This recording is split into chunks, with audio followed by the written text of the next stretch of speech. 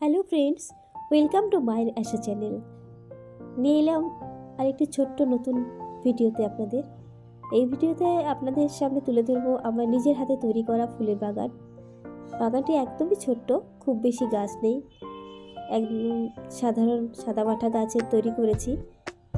কিন্তু যেহেতু আমার অনেক পরিশ্রম আছে এই বাগানটিতে, সেই জন্য তাই আপনাদের সামনে তুলে ধরলাম। দেখুন, আপনাদের হয়তো ভালো লাগবে। বাগানটিতে বিভিন্ন রকম গাছ রয়েছে, ফুলের গাছ, সবগুলোই ফুল গাছ। তো এখানে বেশিরভাগই আমি চন্দ্রমল্লিকা গাছ বসিয়েছি, আর আছে জবা, যেটা আমার দৃষ্টি আকর্ষণ করে আছে এত সুন্দর অপূর্ব কালারটির জন্য। এটি জবা ফুল এমনিতে আমার ভালো লাগে, আর এই কালারটা অপূর্ব, অ্যামেজিং কালার। তো আশা করি আপনাদেরও ভালো লাগবে। আর এছাড়াও আছে জবা ফুল ছাড়া গোলাপের চারা বসিয়েছি, এবং এটি চন্দ্রমল্লিকা ফুল হয়েছে। চন্দ্রমল্লিকার কিছু চারা এনেছি যেগুলো কালার খুব সুন্দর। সকালবেলা আমি আমার কর্মস্থলে যাওয়ার আগে রোজ এগুলোতে জল দিই এবং গাছগুলোর দিকে খেয়াল রাখি, যত্ন করি। তাই ফুল হয়েছে তো আমার খুবই আনন্দ। গাঁদা ফুল হয়েছে, গাঁদা ফুলগুলো যেন ভরে আছে কুঁড়িতে, আরও অনেক ফুল হবে আশা করি।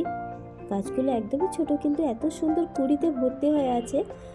আশা করি সামনে সরস্বতী পুজোর আগে অনেক ফুল পাবো। খুব সুন্দর লাগছে গাছগুলো আমার কাছে। এছাড়া গোলাপে এখনও কুঁড়ি আসেনি, এসছে কুঁড়ি, কিন্তু এখনও ফুল হয়নি আর কি। এটি চন্দ্রমল্লিকা ফুল। প্রত্যেকটা ফুলের কালারগুলো বেশ সুন্দর হয়েছে। আমি ভাবিনি যে নিজে এত সুন্দর বাগান তৈরি করতে পারবো। অনেকে অনেক বড় বাগান তৈরি করে, কিন্তু আমি এতটা সময়ও আমার থাকে না, নিজের কাজ থাকে, তো সেই জন্য ছোট্টখাট্ট একটি বাগান তৈরি করেছি। যদি আপনাদের ভালো লাগে কাইন্ডলি একটা শেয়ার করবেন এবং লাইক করবেন। আর এগুলো আছে, এইটা ক্যালেন্ডুলা গাছ, এখনো ফুল হয়নি। এবং এই বাগানের মধ্যে আমার সব থেকে যেটি ভালো লেগেছে সেটি আপনাদের সামনে তুলে ধরলাম। এই জবাটি, লাল জবা, আমার দৃষ্টি আকর্ষণ করে আছে। টাটা, ভালো থাকবে।